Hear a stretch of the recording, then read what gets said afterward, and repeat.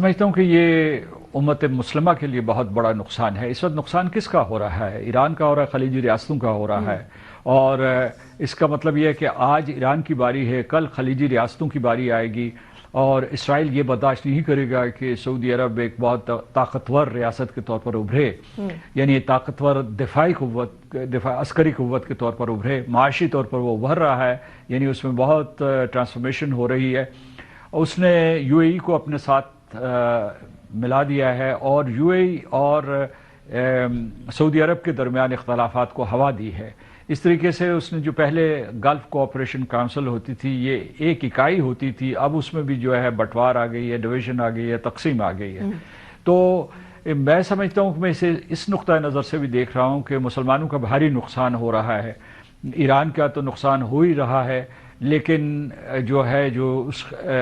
خلیجی ریاستوں میں جو ان کی معیشت پھل پھول رہی تھی، اور ساری دنیا کا بلکہ پورے ایشیا میں ایک بہت بڑا مرکز، ایک بہت بڑا پیوٹ سمجھا جاتا تھا اکنامک اپلفٹ کے حوالے سے اور پراسپیرٹی کے حوالے سے، اس کو شدید نقصانات پہنچ رہے ہیں۔ تو اس لیے یہ ہے کہ ہمیں آنے والے حالات کا علم نہیں ہے۔ اس وقت یہ ٹھیک ہے کہ امت مسلمہ اس سلسلے میں متحد نہیں ہے۔ بعد میں یہ بھی لوگ جو تبصرے کر رہے ہیں وہ کہتے ہیں وہ شیعہ ہیں، وہ سنی ہیں، اور اس کے بعد جو پاکستان میں بھی اٹھ کھڑے ہوئے ہیں، یا دوسرے مشرق وسطیٰ کے علاقوں میں جو ایران کی حمایت کر رہے ہیں وہ شیعہ لوگ ہیں۔ یہ شیعہ سنی کا جھگڑا نہیں ہے، اصل میں یہ ہے کہ یہاں ایک مذہبی نظام حکومت تھا، نظام حکمرانی تھا، جس کو امریکہ نے تباہ کرنا تھا۔ امریکہ کا بھی ایک قسم کا انہوں نے، صدر ٹرمپ نے جواز بتایا کہ یہ وہ رژیم ہے، یا یہ وہ حکومت ہے جو سن 1979 سے لے کر اب تک جو ہے مرگ بر امریکہ،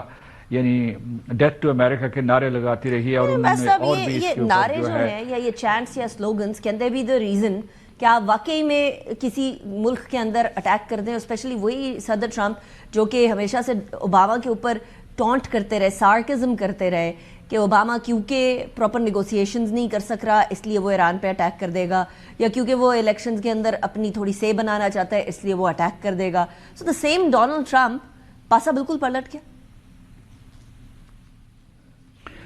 ایک چیز ہمیں جو امریکہ کا ہم مشاہدہ کرتے ہیں، تو امریکہ کی دوسری جنگ عظیم سے لے کر اب تک یہ پالیسی رہی ہے